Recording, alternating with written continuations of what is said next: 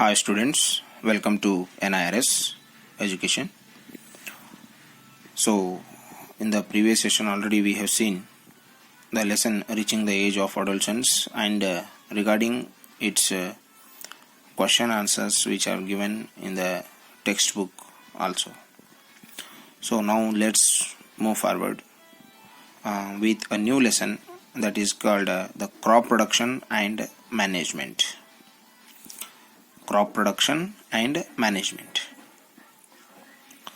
So as we already know that all the living organisms, either it may be the human beings, either it may be the animals or plants or microorganisms, each and every organism need food for their growth and survival. Each and every organism need the food for their growth and development as well as the survival. So the green plants, they are going to prepare their own food. They can synthesize their food by the process of photosynthesis by using the inorganic substances like the carbon dioxide, water in the presence of the sunlight. That definition already we have learned in the 6th and 7th standard. The photosynthesis, the preparation of the food by the plants by using the inorganic substances like the carbon dioxide and water in the presence of the sunlight. So the plants has only the capacity to prepare their own food by using all these things. But the man and the other animals cannot make the food by the process of the photosynthesis. So man and the other animals, they don't have the capacity to prepare the food by the process of photosynthesis. So from carbon dioxide and water in the presence of sunlight, as we already know that. So they need the ready-made organic food. So that must have the nutrients like the carbohydrates, fats, proteins, lipids, vitamins, and etc. So for their growth and development, all the animals, they need the ready-made food. So here the man obtain his food from the plants as well as the animals. So here directly or indirectly, the animals are completely, they depends on the green plants. So the man has to grow the plants and they have to rear the animals to meet his requirements of the food. So to get the requirements of the food, so man has to grow the plants as well as they have to rear the animals.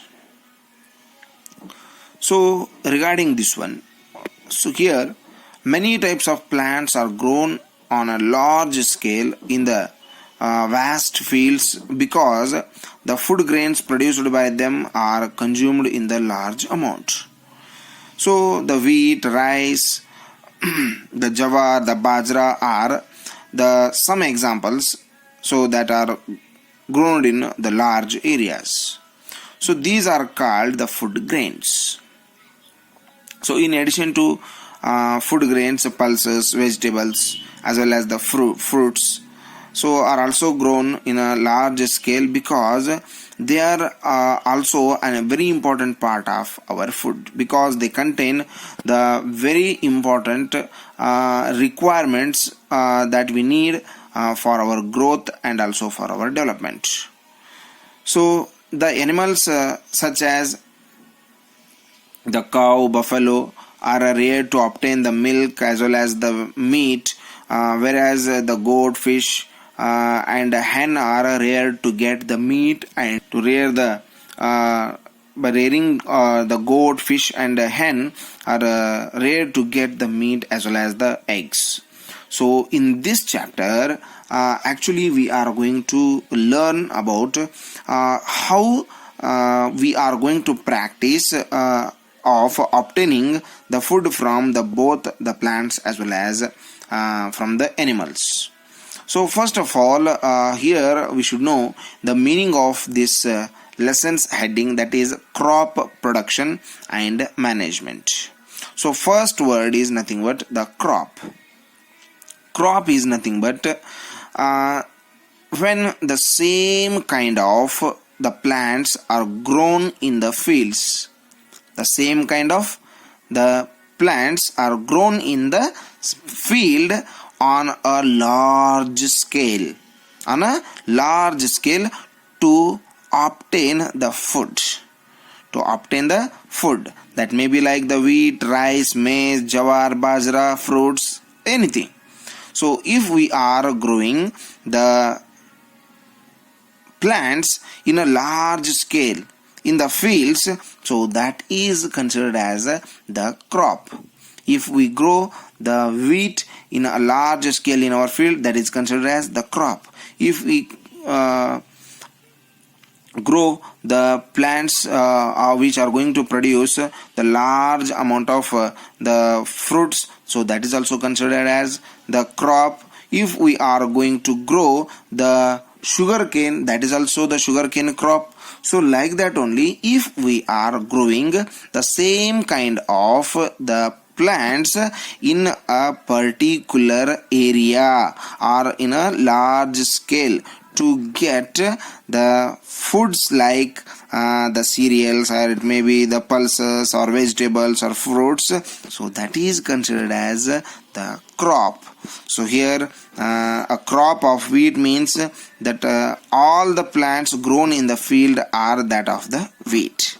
Is it? So like that only. So already we have seen the fields of the fields which are having the crops like the bajra, jawar, wheat, maize, and many other things. So like that, if we are growing the same kind of the plants in a same field in the large scale, so that will be considered as a what? The crop. That is called the crop. So you can get the different types of crops, that may be the cereal crops, or it may be the pulses or oil seeds or vegetables or fruits that are given in this list here. So wheat, paddy, maize, millet, or it may be the barley. So these are the cereal crops. So pulses may be the peas, beans, or chana, that is the Bengal gram. Oil seeds like mustard, groundnut, sunflower. Vegetables like tomato, cabbage, spinach, or the other any vegetables.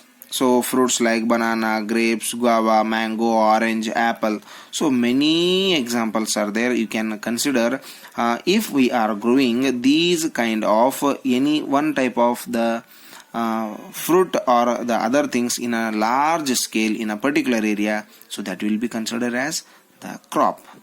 So the different crops grow well in the different seasons. Already we know that. So all the plants or all the crops are not going to grow in the same or in the all seasons. In the all seasons we can't see the growing up of the all different what? The crops.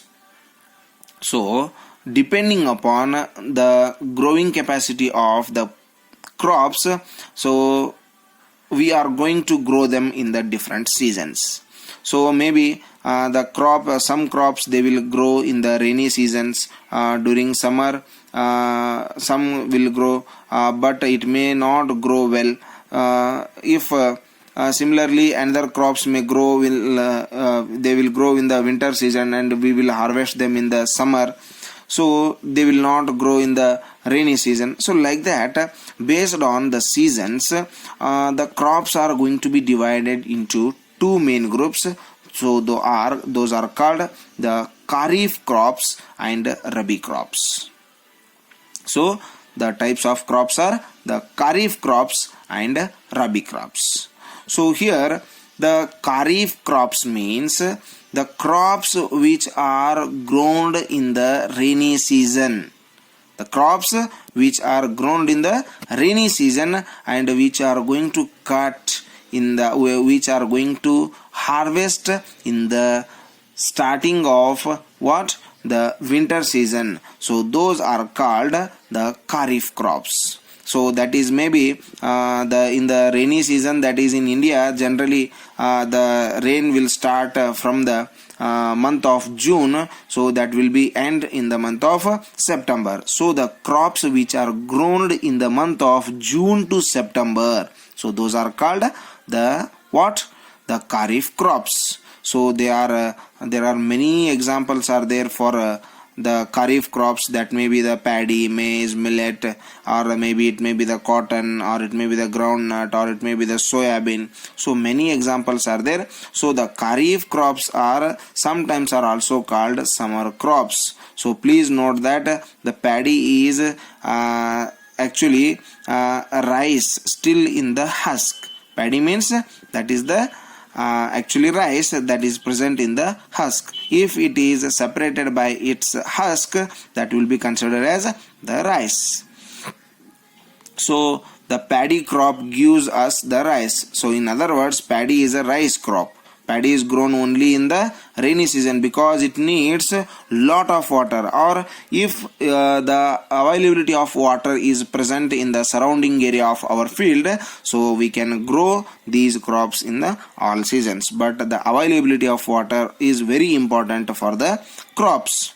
So on the other hand, if we grow the wheat is sown in the Kharif season, it will not grow properly because wheat plants cannot tolerate too much of water.